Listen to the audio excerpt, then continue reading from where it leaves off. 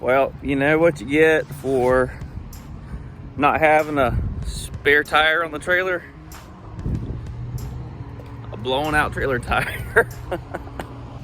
Man, I was just on a trip out of town. I had this trailer with me. I said, you know what? I need to get a spare back on this trailer because I don't have a problem fixing the flat, but when you blow the trailer tire and you can't fix the flat, you gotta have another tire, right? I ain't got a tire. I'll be honest, guys. I'm actually in an area of town that I don't particularly need to be breaking down, if you know what I mean. Luckily, I'm about a quarter mile from a tire shop. Hopefully they have the tire that I need in stock. Sometimes they don't have the trailer tires that you need, but maybe we'll get lucky and they'll have everything where I can just make a swap real quick. So the tire store didn't have a tire. Go figure. They didn't carry trailer tires in stock. So, gotta go to the drawing board and we're gonna open up Google Maps, see what's around here. What's Murphy's Law? I was just saying, man, I gotta get a spare on this trailer. I gotta get that spare back on this trailer. Shame, shame, shame, John. You ain't got a spare on your trailer. Go get one. It's gonna happen. It's gonna happen. All right, update to the trailer tire situation. So, nobody has a rim in the area. Whenever I got the tire off the hub, I looked in the back and the rim is it's bent bad. So the tire didn't blow. The rim like had a big curve in it, and that's the air just went out of the tire like almost immediately. So I'm gonna be honest, I got really lucky, dude. I got out a hammer, smashed that rim back into a shape that looked like it was gonna hold air, kind of wiggled the tire back into place. It looked like there was a decent seal there. I said, well, I'm gonna keep beating this thing. So I kept beating the rim and crossed my fingers, said a prayer to the Lord, and started airing that thing up. And would you know, it held air. It absolutely held air. So I got it aired back up and drove around the road for a minute, double checked the tire pressure to make sure that it is still holding air, it's not leaking at all.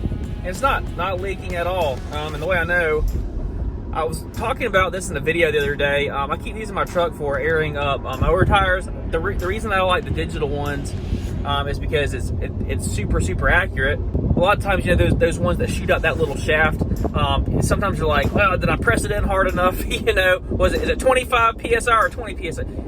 Just get one of these digital ones, man. It's like $15 or something. And that trailer tire has not leaked even half a pound of air in the last hour. So we are squared away. Crisis averted, man. You know what's kind of funny, and I was thinking about this, is that whenever I first started my lawn business, had I like blown a tire, it would have rattled me so much. Like I'm that person that likes to be structured. I want everything to go just the way it's supposed to be. Everything's just kind of mapped out for the day. And then something like that would get me so flustered. But now it's just like, whatever. You think you know stress before you start a business, and then you start a business, and I actually deal with actual stress, and then all these stupid things, you're like, this is nothing, you know? Like, these problems are nothing compared to what we could be dealing with. So I'm running the guys over a new speed feed head for their trimmer. They called and said that their trimmer head was acting up. And I typically keep a couple of those in the work truck, but I actually have them in my toolbox with me, so I'm going to run them a speed feed head so they can get the second weeder back up. But I'm just going to drop that off to them and then get back to doing what I got to do today. Y'all, I am just about fed up with stuff breaking. Golly, dude. Stick equipment and stuff, it seems like it's breaking, but I'm going to give you a quick rundown of our equipment. People always want to know what we use. Look, I'm not really partial to anything, but here's the things that I've used that have worked the best for me. So we are residential, like 90% of the stuff that we do And there's two backpack blowers I like. There's an Echo PB, it's like a 580T, I think is it, and the other one is the Steel BR600. Either one of those, I don't really care. The reason that I like the Echo, way cheaper than the Steel was at the time. Whenever we was buying those, I think those Steel backpack blowers are close to $600 now. At the time, I think you could get that Echo one for like, I don't know, maybe like $350 or something. But the Steel has better performance than the Echo, but you know, the Echo was plenty fine for what we were doing, and you just have to decide for yourself if it's worth that extra money. But the trimmers that we use are the Echo, the SRM 225s, and a lot of people are surprised by that. You know, like, why don't you have a bigger, you know, engine, you know, one of those 2620s, or why don't you use something else, you know, like a Steel, like a more powerful? Because look, here's what I have found.